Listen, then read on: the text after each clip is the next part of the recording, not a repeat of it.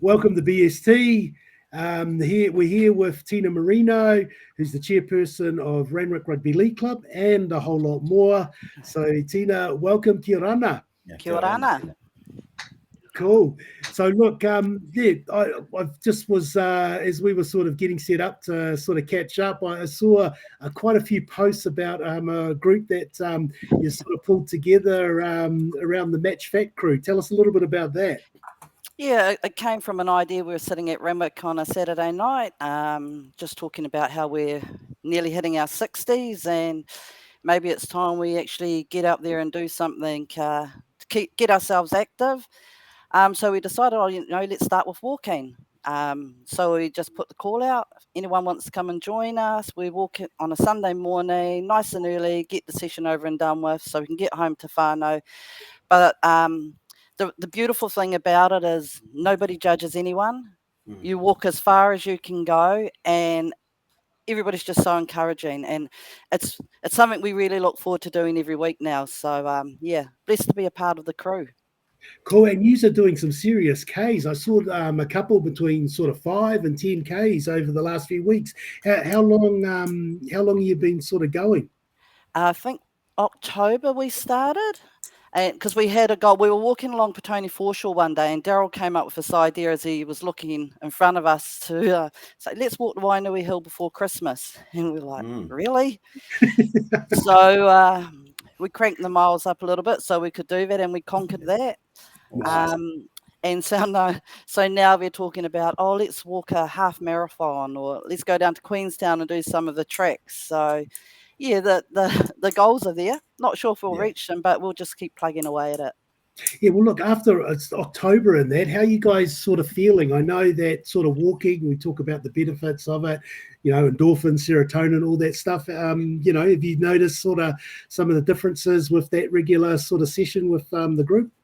Yeah, we got more energy. So that's really good. It's helped. We've all got high blood pressure, so that's helped to keep that under control. And I guess when you start to exercise and look at yourself, you start to not eat as many chippies and have fizzy drinks at night when you're watching TV as what you would have done in the past. So yeah, it's made us really look at our lifestyle in general. Yeah. So Tina, who's what's the youngest age at the moment in your group that's sort of walking with you guys? 52. And then Barry's the oldest. He's 61 this year. Oh, is he? Barry the hooker. Barry Harvey, I'll chuck him under the bus. Barry Harvey. Yes, I want to talk to you. Where to go, Barry Harvey? Shout out, Barry. So it's awesome. So yeah, it's a really good thing to do. And we have the aches and pains when we're walking, but when we see the finish line or see our cars in the distance, it's like, no, just keep pushing. So today was really cool because we've had a goal for a little while to try and walk a K under 10 minutes, and we done it today. Our quickest was 9:32, so we were pretty excited about that. Yeah, I saw that as well. So what is it like walking around for a whole lot of old arthritic men? You sort of get ahead of them? Well, unfortunately, they've made me the pace setter. So it's like, and I don't want them to get the better of me by lagging behind. So I have to really push myself to keep ahead of them. But I've got just as many aches and pains as what they have, but it's just like, I'm not going to show them that. I'll just silently suffer in pain. That's what I go through. See, when I walk with my wife, I'll see you later. She's just too far, so. It's like, and for us, we wanted to just grow, I guess, not just our group, but the inside of actually you need to look after yourself, because we lose too many of our friends at a young age because they've stopped playing sports and then they kind of let themselves go and then they get lots of medical issues. So even though there's 5 in our walking group, we've got people in Australia doing it. We've got people in Raro who are doing it now. People in New Zealand as well, but live outside of Wellington, that do their own form of exercise. So that was the whole idea of it. Actually, just get it recognised that if we can do it, anyone can. And what's the name of it again? Match Fat. Match Fat. So you see that it's spread out to like the Cook Islands and overseas. Was that mainly like the group of the Randwick family, like that sort of? Yeah, so like Yeah. my Uncle Finley's in his 80s and he lives in Sydney now. So he's always, he goes for 2 or 3 walks a week. And so he's always sending us what he's doing. My brother Joe started doing it in Raro and my niece Talia. So, and we've got a guy named Ox who used to play for Randwick and he lives in Dannyville now. yes. So him and his Yeah, partner Ox. are out there doing it. And so, yeah, it's just every now and again we'll get a message, hey, you know, Yeah. we saw your post, so we got up and went out. Mm. And, you know, that's what it's about for us. Yeah. Look, I know these two will be keen to come and join you, so maybe we'll book them in. Maybe mountain biking. Now the other, and you've begun to touch on this, Tina. So you're, you know, and we say this very respectfully, you're pretty much rugby league royalty. You know, you come from a very famous sort of family and associated with, you know, a very legacy sort of club in that as well.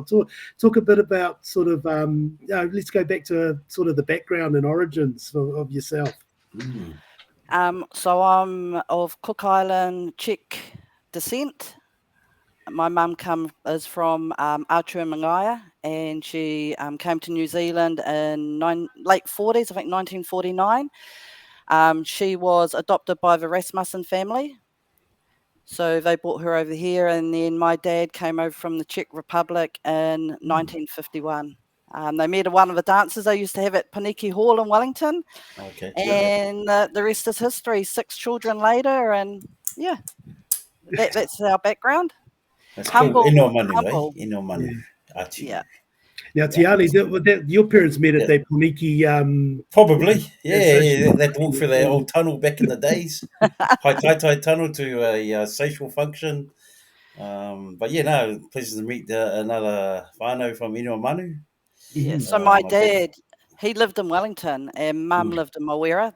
You know, that's where the Rasmussens grew up. But my dad used to walk from Wellington to come and visit my mum every Friday night. Get in taxi, take her to the dance in a taxi, bring her back, but never have enough money to get back. So then he'd walk back to Wellington again. Wow. Now, what we've on the pod, we've talked about, you know, we've had a few people on there talk because we're all sort of most of us are children of migrants, and particularly from the Pacific. So mum came from you know, the Cooks. What sort of brought dad from the Czech Republic to New Zealand? I guess tough times over there. The war had just finished in that, and so they were sending younger children, because I think dad was 17 when he came here. So his family said, you know, we want you to go with the other refugees, go and find another life.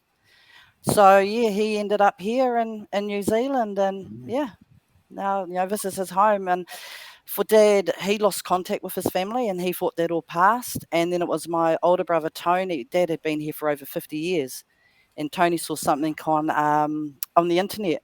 So he contacted the person, and it was actually dad's brother.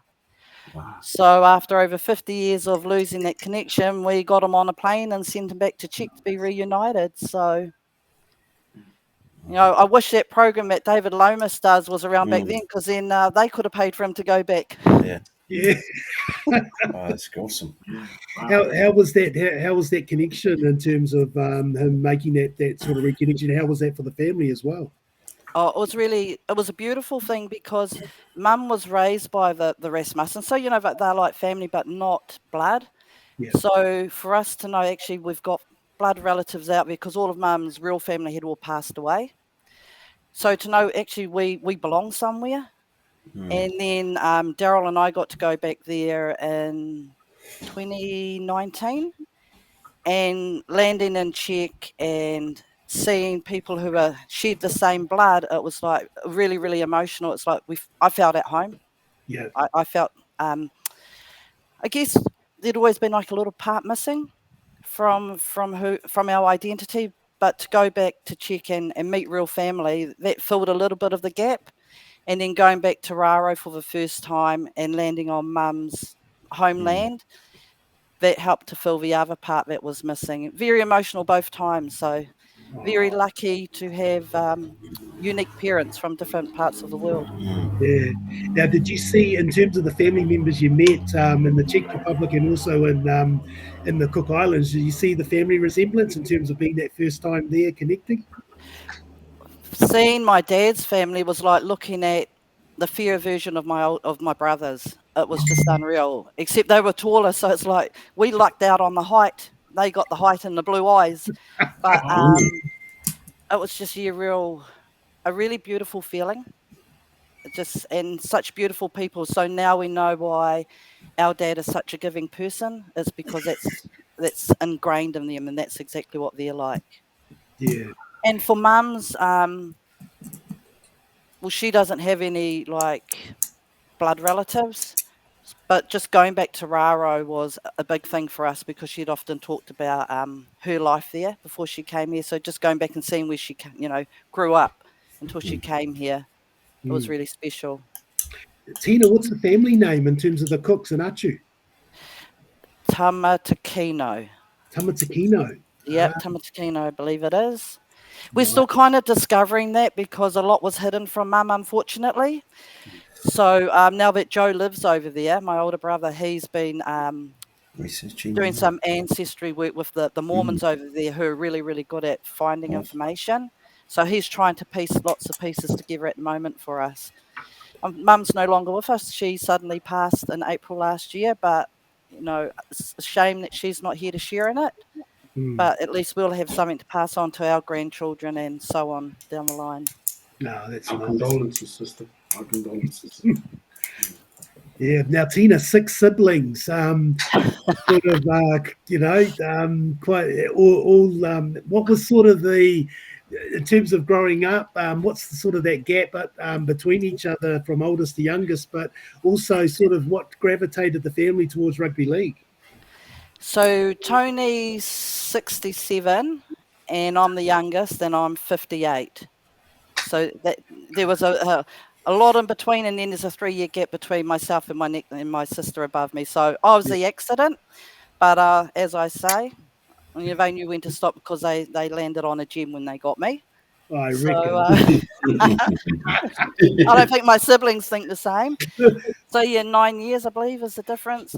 What attracted us to league is Mum growing up in Mawera, grandfather and that working in the workshops, and rugby league just seemed to take off down there. So 71 years we've been involved with the club. Yeah. 71. 71 years.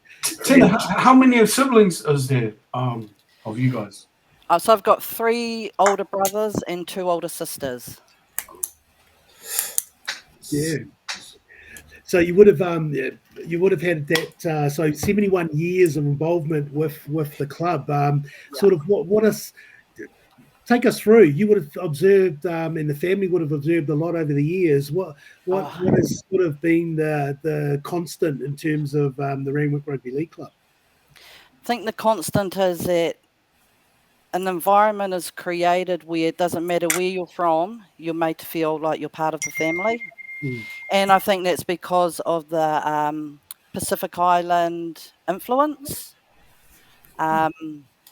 And like for us, we used to go and stay at my nana's house in Mawera every weekend, and we'd walk down to what used to be our club rooms on Strand Park. So the weekend was spent at the old shack, as they called it back in the day, at Strand Park. And Mum was taking us from when Tony was 5 years old. That's when he first started playing. So we were just always at rugby league. And for Mum, she was always one of those people in the background and probably didn't get the acknowledgement she deserved, but she'd walk around Mawera, go down to the local Hut Park pub with a pig in a wheelbarrow, selling raffle tickets to raise money so that they could get uniforms.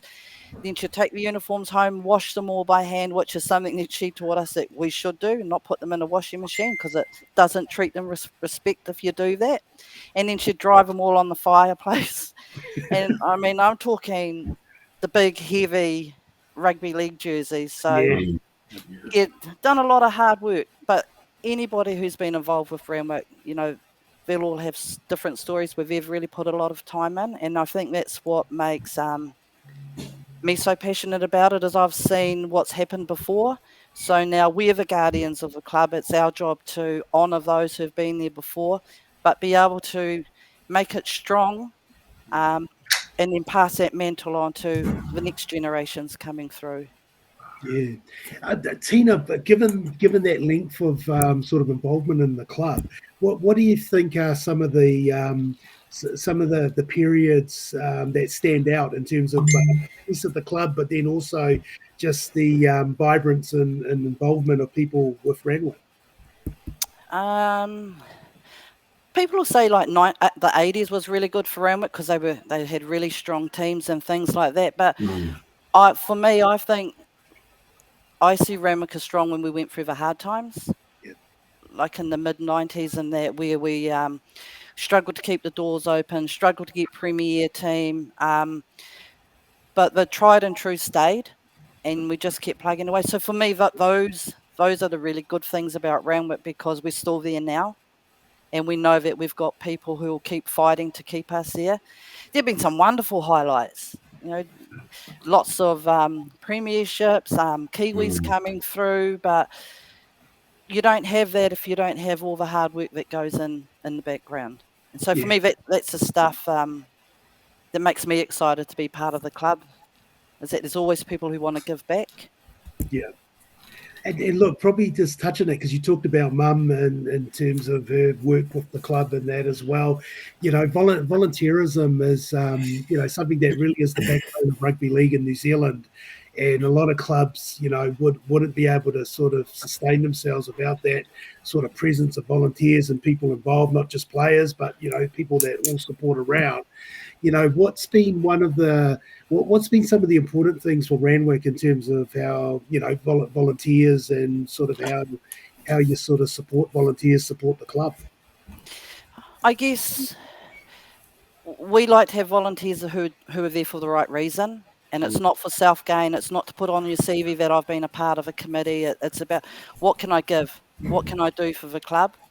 And we've been really lucky to have that. We've been lucky that we've had good treasurers that have looked after the minimal money that we've been able to raise and put it into the right places. And then we've been blessed with some really great chair people as well in the past who have been about rugby league, not just for Randwick, because there's no use just being about your club. Because if you're about your club, you're going to be the only one left standing, and who you're going to play. You've got to be there for the betterment of the game. Yeah, your club's always going to be at the forefront, but if you don't want to be there to help everybody else to come along on the journey, then why are you there? Fair. That's really important, and that positive volunteer experience is what sort of brings people back as well. Plus, just their association, I think, it's really good to see, former players and that sort of continuing to be involved with the club. I think from, one of my stints there was seeing people like John Whitaker and that being able in the background and providing advice and sort of guidance to sort of, very immature young people like myself. Yeah, we're really, and we've got Barry Harvey. He's our treasurer at the moment, and no accounting background or anything like that. But he saw a need, and he said, "I'm willing to put my hand up and give it a go." And he's done a wonderful job. And so for me as a chairperson, it's really cool that I've got people around me where I don't have to actually do a lot. I know I can use people's strengths that we've got on the committee to take on roles that they'll shine in, and they'll keep taking us forward in. So that's the beauty of where I sit. Yeah. Now, look, one of the other things, and I think this goes to the longevity of the club, is just its integration into the local community around Naina, around Moera, around sort of that lower hut sort of place. You yourself, and I know Daryl did work with Taita College in that as well. Talk to us around sort of, so Randwick can't exist in isolation and is really integrated into community. Talk to us about where some of those points are for the club in the past, but also at present. I think we've been lucky because a lot of the past members have come from like Stokes Valley. We've had a lot of people come from Stokes Valley. That's where we're from. But all the Coopers and that back in the day, they were all from Stokes Valley. So when you have connections like that, they bring their children through. and then their children tell their friends in other sports that they're involved in, and then they come along and have a look. So we've been really lucky with that. We've had the Hawa family, from Stokes Valley. They've still got their, grandchildren coming through. So that's where the connections have been. With Taita College, Daryl and I were both from Taita College. And so when, they said, we're looking at putting a league team in, we're like, oh, cool, we want to go back and make sure that it's done the right way and give these kids a positive experience. And, we were fortunate to be able to do that. But we were fortunate that we had a group of wonderful young, and most of them were Pacific Island boys who wanted to come and try something different. And some of them stayed on and came and played at Randwick or went to other clubs, and that's okay.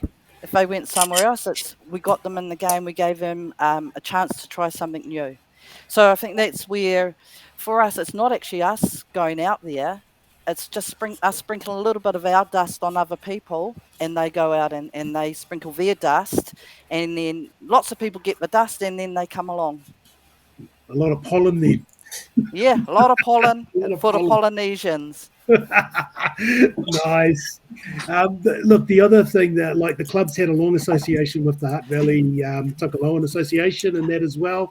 Talk to us about the importance of that. And you've seen a couple of sort of people that have been involved with the club as players and that they've really sort of, are seen as sort of Randwick legends in their own right, but have sort of come from that community in terms of the Hutt Valley. Oh, we love our Takaloan family. They keep our bar going. I bet they do. Very humble people, but when they're out on the field, you don't muck with them. They give it their all, and we've had the Tuia family go for a lot, the Cooper family and that. But the Tuia family, we've still got Dave's son now, who's coming through, Elijah. So he'd been over in the Penrith system. He's come back, played last season. Then Ralph Liafi, with his connections with France, he got Eli a contract. So Eli's over there at the moment playing in France. Then he'll come back and join us again in May. Yeah. So, just wonderful, wonderful, very hard workers as well. We say what we need, things need to happen. They'll always be there. Our Toke community will always be there. So we're really lucky. We're a club of a melting pot, lots of different cultures. Yeah. Sort of the cookies are pretty much involved as well, eh? There's not as many of us cookies anymore. Okay. They seem to be more out at Pairua Vikings. I remember like Ki Te Riki and all that, and the workers, pupukes and all them back then. Yeah, they're very strong grounding for Randwick. So we were lucky, and we were related. Yes. So like my Auntie Anna Mum's younger sister was married to John Whittaker. Okay. And when Key first came from the islands, he lived with Mum and that. They helped bring him up. So everyone's connected somehow. The Papukis and Mum are related to Mum. So connections all over the place. Yeah. But if you're not connected, it doesn't mean you're not family. No. But somewhere you will be. Everyone's family. Yeah. So look, one of the things that you would have seen over time too is just the sort of evolution of women's involvement in the game in Wellington, and wider as we see sort of further afield across New Zealand, but also in Australia now, with the NRL. Sort of what's given that, I know Tina, you've been involved in the game at many sort of levels in that as well. What sort of stuck out in terms of that sort of evolution that you've sort of followed over the years? I think for me, I think women have always been involved. It's just never been out. I remember going and watching my aunties, and it was a social game, and they'd play it once a year at Old Timers. But back in the 70s, they were doing that. They were out there playing. And I guess the mindset of women changes as you evolve. And actually, I just don't want to be on the sideline. I want to actually get out there and give it a go. So I think that's how it's become more prevalent. I kind of struggle with people saying that, women don't get treated equally. Men went through this as well, before things became more professional. And I've got no doubt that women deserve to be right up there as well, and they will get there in time. But it just takes time. We've got a granddaughter who's just, she's playing over in Australia. They live over there, and she plays in the Harvey Norman Cup for under 17s. And the pathways that they have for the young females over there is amazing. And that's why they're so strong, and probably where we lack a little bit over here in New Zealand. Yeah. But it's exciting. It's actually really exciting to watch women's rugby league, especially the NRL women, because, they don't have all that tackling, not the tackling, the wrestling and the tackles. It's just nice, pure rugby league. And they're very talented. I mean, I take my hat off to those ladies. I played for one season and scored my first try, and I said to Daryl, I don't want to play anymore. I've achieved a goal, and this is just too hard for me. Well, it's definitely saw the sort of growth in playing numbers, and I think it's a real strong feature of Wellington Rugby League now in terms of the women's competition. And I love, in terms of looking at, when we talk around pathways, to have Aki Pereira and the coach for the Orcas, Wellington women's team. So, in terms of growth of the game, I think it's one of the more exciting sort of things of rugby league at the moment. And in that sort of area, to have the women's game sort of starting to grow and build, and also to see sort of the improvement on the football season to season. Oh, it's exciting, but I think where we hold ourselves back a little is that we're losing some of our wonderful talent to rugby, because once they get to past under 16s, there's a gap, and because they're not allowed to play premiers or play the women's grade, but they can play at club rugby, they're going and playing rugby, and some don't come back. Or some like Ralph Liafi's daughter, she's been picked up by Roosters. And she's 16, so she's over there playing because she couldn't play for our women's teams here. So I think, and that's not a Wellington thing, that's a New Zealand thing. So that's maybe something we need to look at. When you see some of the girls playing in the state of origin and the age they are, so why can't we have our girls playing in the local club at that age? Still a little bit behind. Well, I just wanted to say shout out to your girls, Randwick. They did well. I was there because one of my granddaughters as well. Was playing on the nines. That was played today with the women. So there was a heap of talent from Randwick, Wainui, Vikings, Poriro, and also Upper Hutt. So I just wanted to say, I saw a lot of talent there in Randwick. And, it's exciting. The girls' league is really exciting, knowing what our future could be. Yeah. We've just got to find a way to keep them here. Yeah. So look, this sort of leads us into that next sort of area, is that, Tina, you've been a wonderful servant to the game across many roles, and you're sort of now in this role as the chairperson for Randwick. You talked about sort of the club had sort of a steady sort of representation of good chairs along the way, and now you're in that stewardship role of sort of taking the club forward in this current sort of environment. What is the sort of current environment is like, and as sort of chair, sort of what do you see as sort of some of the challenges sort of for the game at the moment? I guess for me, when the challenge that we have now is a challenge that's been there for a long time, and that is clubs being able to see outside their own four walls and make decisions that are for the betterment of the game.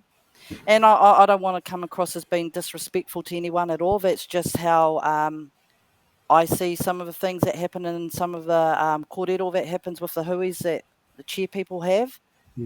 It's just like, okay, why are we really here? Is it just because we want to grow our little corner of the world, or is it because we want to grow our game in general? So, and you'll always favour your club a little, but you've got to be able to let that go, to be open to whatever other clubs think may help grow the game as well. And to be accepted of actually maybe we do need to think or do things a little differently. I think that's a little struggle. Yeah. But I take my hat off to people who are really fighting for their clubs that are struggling. Ben Lear, Yes. He's a one-man band keeping the Upper Hutt Club the name there. I mean, they haven't had the teams in the past, and they're starting to rebuild now. But he's done that off his own back. He's constantly up there doing work in the background, getting the club looking awesome. So, that those are the people we need in our club. Those are the people who think, I want to keep the game going. Same as Petone League, they made a huge decision to drop from Premier grade down to reserve grade to make themselves stronger, to make the game stronger in general.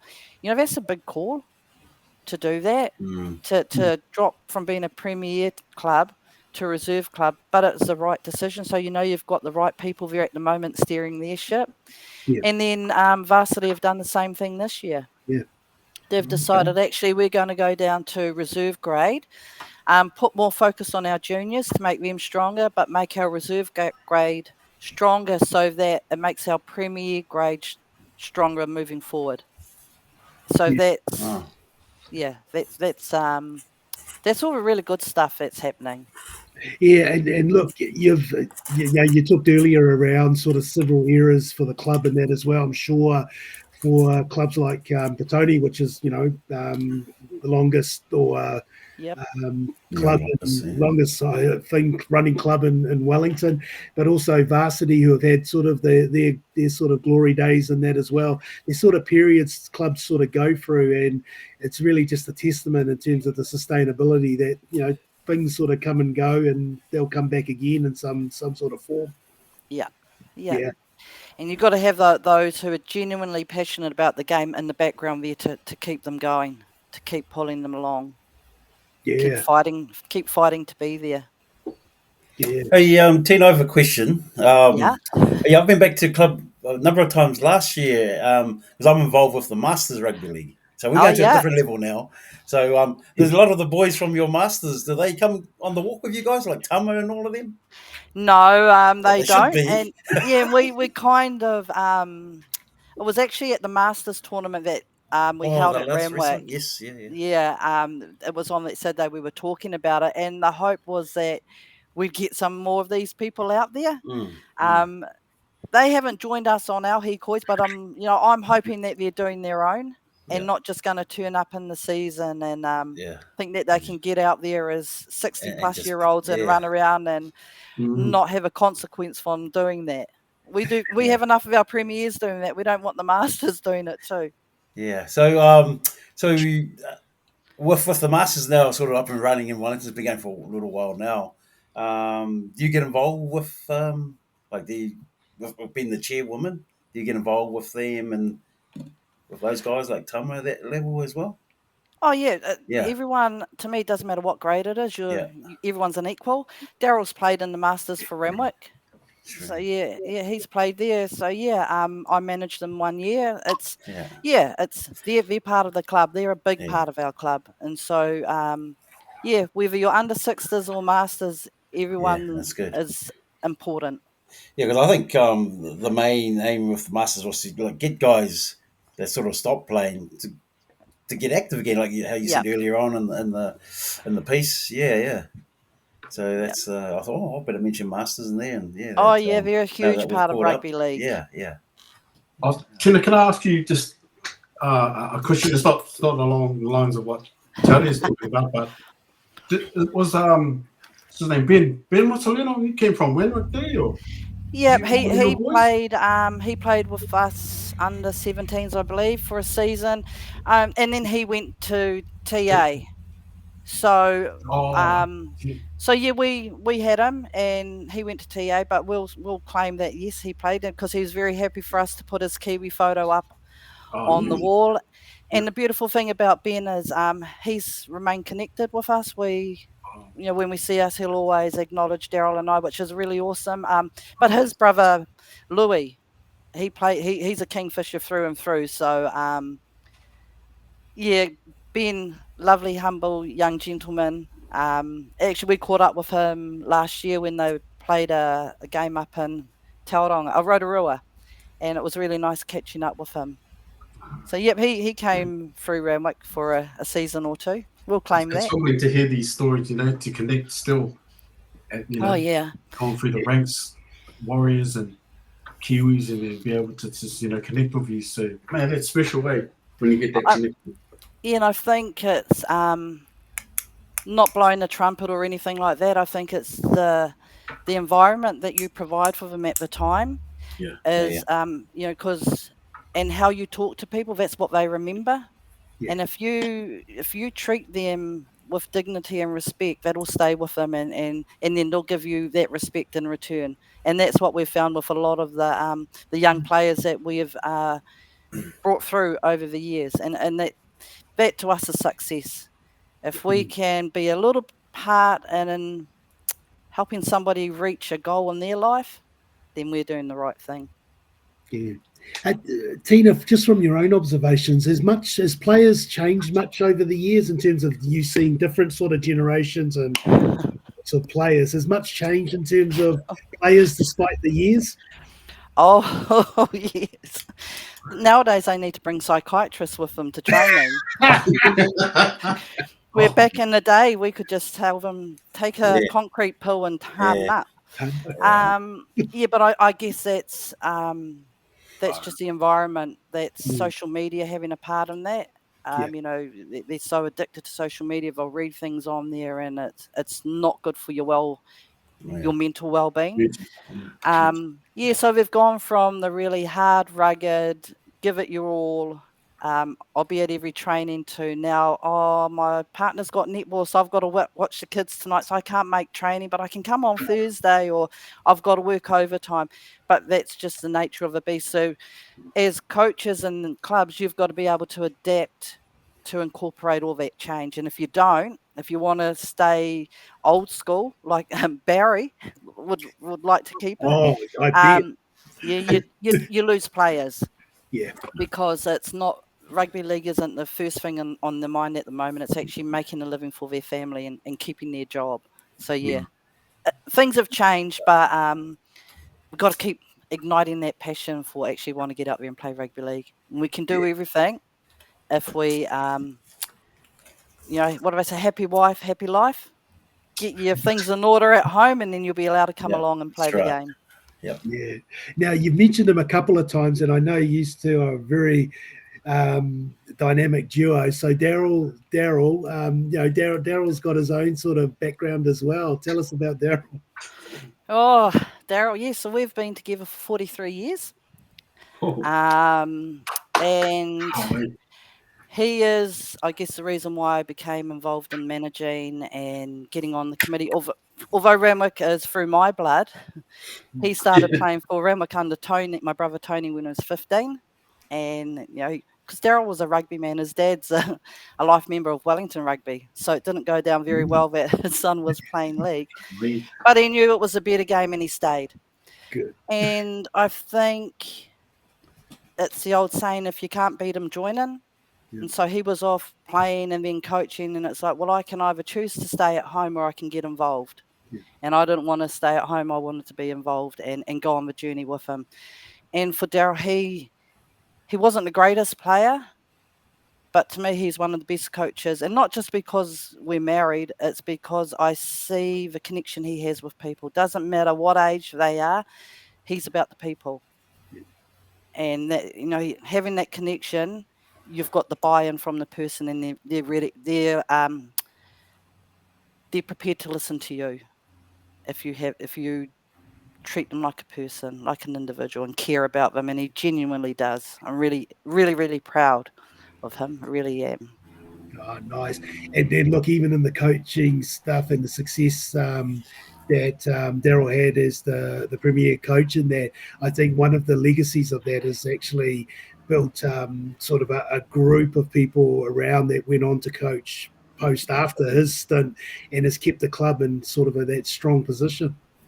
Yeah, and the thing is, like, even now, so every Monday, it started 2 weeks ago, Daryl, my brother George, Aki Pereira, and Daniel McEwen, they run sessions at our club called Coach to Coaches.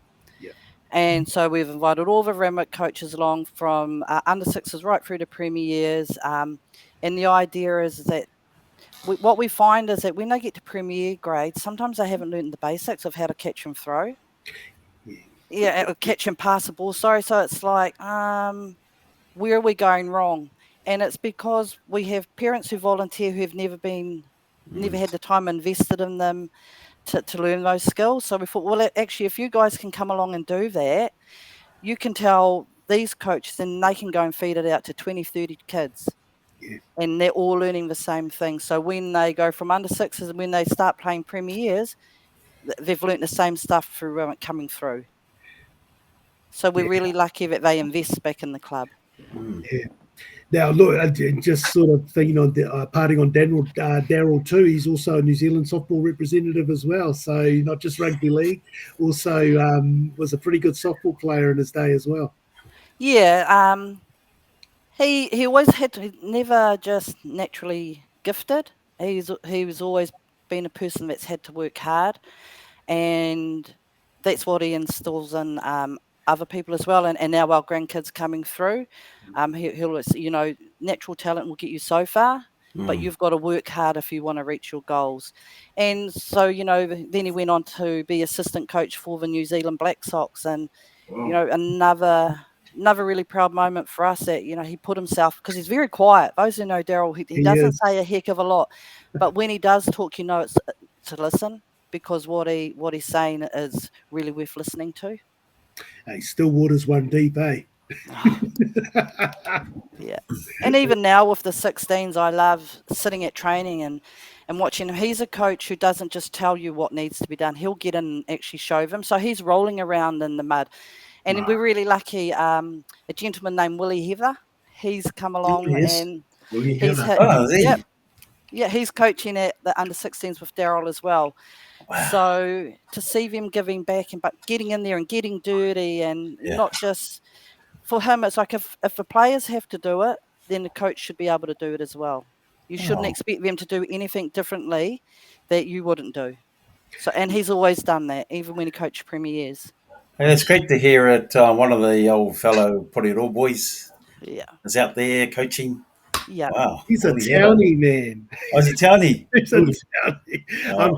I hope he's not going to show them the head-eye tackles. I'm sure I was going to say, I'm sure the 2025 version has grown a long way from the 1990s version. Oh, he's very, very quiet and very humble, old Willie. Oh, really, eh? Well done. That's cool to hear. That's good to hear. Yeah. And Tina, look, we talked about the families association with the club and its involvement within Wellington Rugby League. You've now got another generation sort of following, children, nieces, nephews, all sort of involvement or in and around the game or having sort of their moments of success. Yeah, we're in our fifth generation now. So our grandson Jacoby plays, and he's pretty talented. Which it's really cool to see, and it's nice that we get to go. Our sons have stopped playing now, so it's nice that we get to go along and watch our grandchildren playing, and to see the passion that he has. We never ever forced rugby league on any of our kids.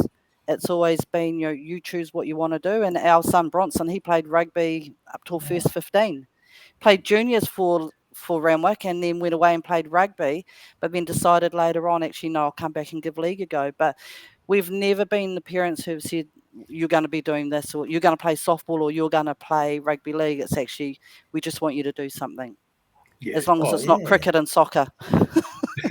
Please. I know Bronson. Okay. He played, I think, a season of the Cooks back in the day, way back when I was helping. Way back. And then the other bros, Daniels and all them. Exton. Exton, and then all those boys around that time. They came over Exton's our nephew. Park. Yeah. Is that Puckle's son, eh? Yep. Yeah, that's the one.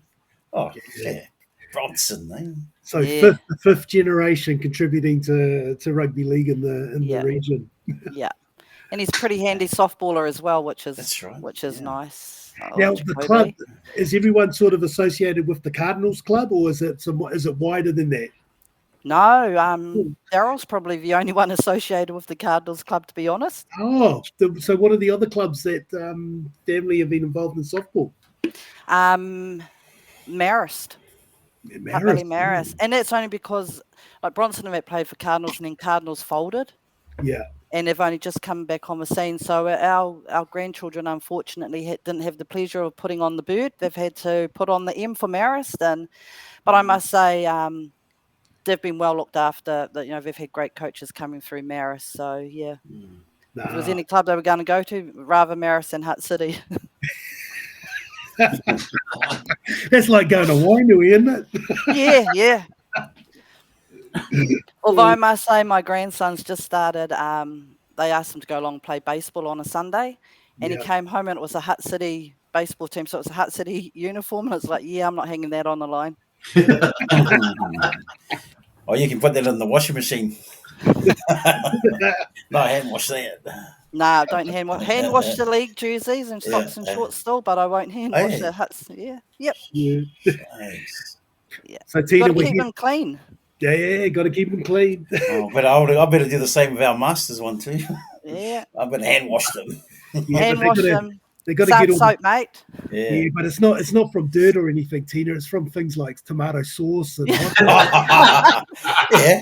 a barbecue. It's a barbecue. Instead of running, we go have a barbecue.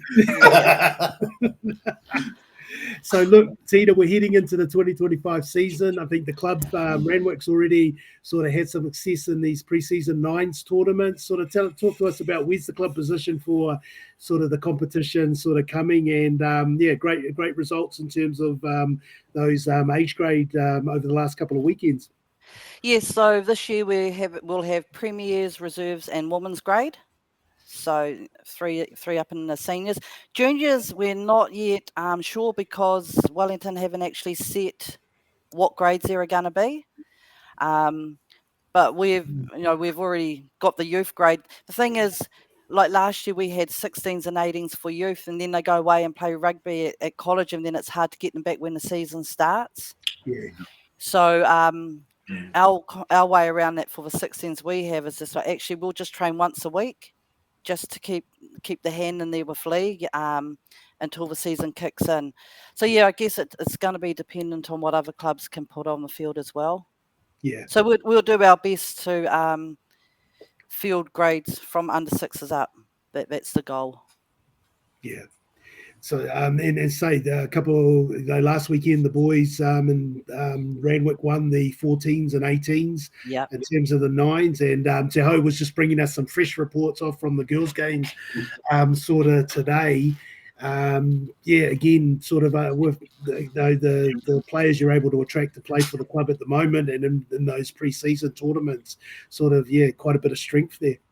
Yeah, I guess the beauty is they tried something different where they had all the youth training with the Premier squad. So they started pre-season training, and they always invite everyone along, but they put a lot of emphasis on actually come along and then you'll be better prepared for the tournament. Yeah. So whatever Premiers were doing, these kids were doing it as well. And I guess that showed through in the way they displayed how they can play on the field. And we've been lucky with the under 14s. They've come through together over the last couple of years. So they know each other well. So they've got quite a strong unit. Yeah. So, but just having that involvement and really lucky that Premiers have been involved in coaching them. And if they're not coaching them, they're running the water on the field for them on the day. So we're really lucky that we've got that in the club. Yeah, no, that's really cool. So look, that start to the season and this year you're expecting sort of to be able to sort of mount a challenge from the two grand finalists last year, Wainui and St. George. Well, the goal is always to be up there. Yeah. But those clubs are always strong no matter what. They'll always come at you. Yeah. But excited for the season to get going. Yeah. And to see what changes there are with clubs and personnel on the field, and just hope it's a strong season for everyone, because if the clubs are strong, then it makes Wellington rep teams strong. Yeah, no, definitely. And that's what we want. We need to get back to is people wanting to play for Wellington to start with, but play with passion for them. Yeah, no, agree, totally agree. Hey, just to touch on, you mentioned something earlier around that. Look, this has been something that has been decades in terms of the availability of college players in rugby and rugby league. I think, it's been sort of there for so long.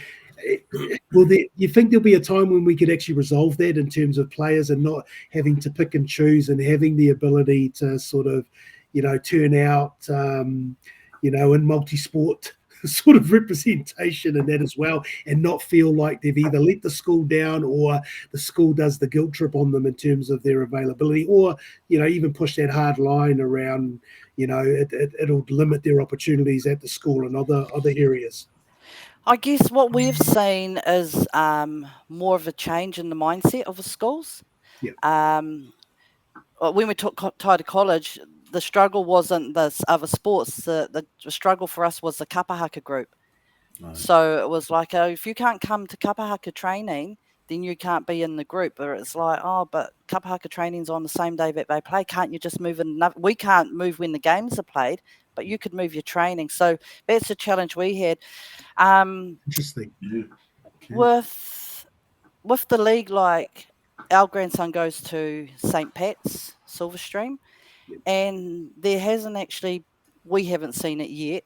There's been restrictions put on the kids of, no, you got to play rugby on a Saturday and you can't play the league on a Sunday. And I think we're lucky we play on the Sunday, but then we lose a lot of our children to church.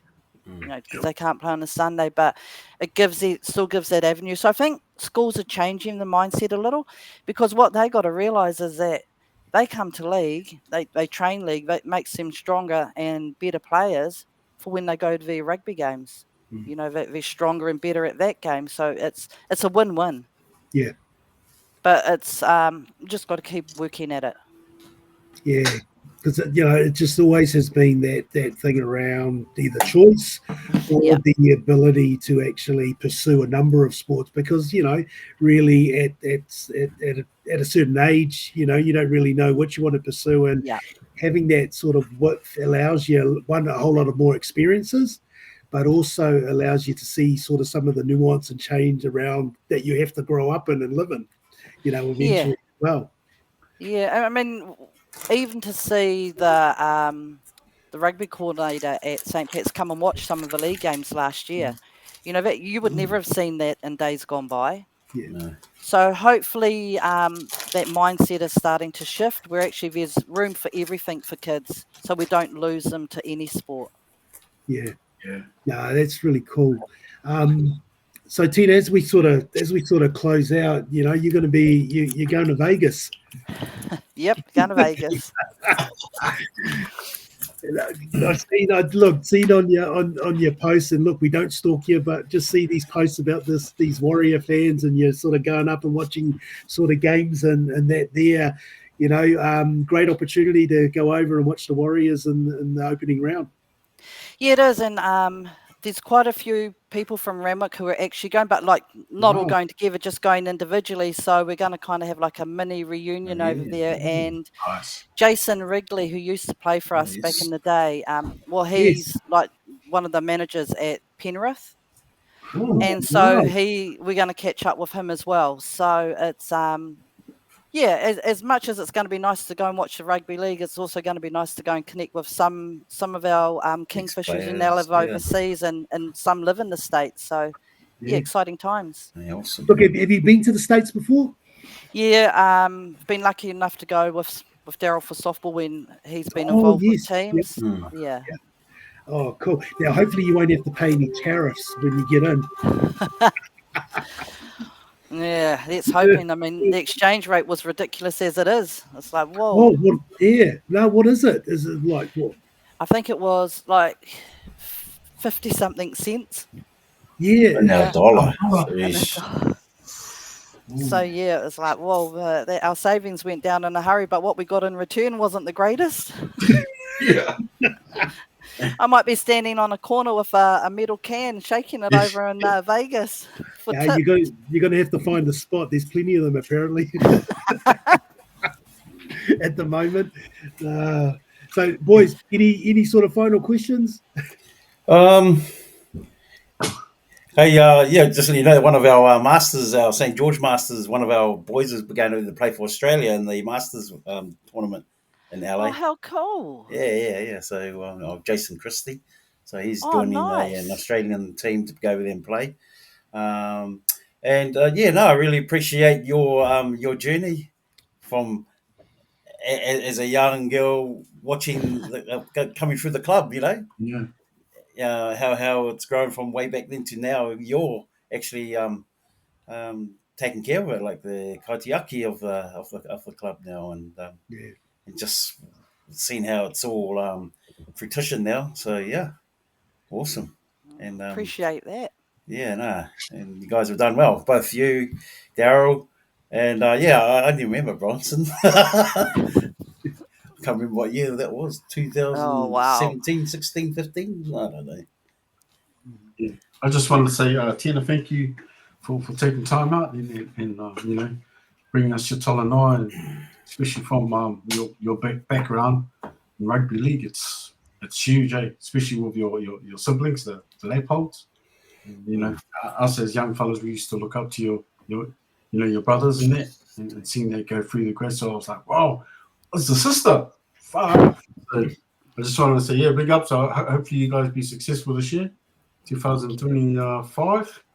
Unlucky last year to get out in the semi-finals, but it's interesting. I saw a lot of talent out there, and there was a lot of Randwick girls that I just because they played against the Valkyrie girls, and I just saw some talent in your team. So in both in all the grades actually, but for watching that, if I was a selector, I'll be looking at some of your girls in that size. That's how good they were. So I'm not just saying that because of Randwick. I'm saying because that's what I saw. So big ups to you guys. And Randwick came second, the girls, but I hear the boys are. Yeah. So that's it. Thank you congratulations too on your career so far. Well, thank you. It's been an honour. And I'm blessed. I'm blessed to be where I am because of those who've gone before me. And I just want to thank you three for doing what you do and getting this out there. We're really lucky to have people like you involved. So thank you. Kia ora. Thank you, Tina. And look, Tina, just again, echo te are and te au. I think, the role that you have is really just a testament, one, to your tautua, which is the Samoan concept of service. And I think that leadership is really strengthened by the fact that you've served the game over many years and over many different sort of roles in terms of in the community and that as well. We talked about sort of the family, but I think in your own right, I think your service to the game has been immense, and really it's a privilege for us to sort of have you on to talk as we sort of head into the new season and that as well. So whāwhātai tele lava, and really appreciate you coming on and having a chat with us. Oh, you got to stop because you're going to make me cry. I'm not used to So look, we love to, as I say, we're always another open invitation in terms of coming back. But thanks for today, and really good in terms of just seeing where Wellington Rugby League is, and also just maintaining the strength of all of our clubs in the competition and that as well. So that's cool. Oh, thank you. Cool. So that's us, and we'll see everyone else next time. Mā te wā. Ka kite.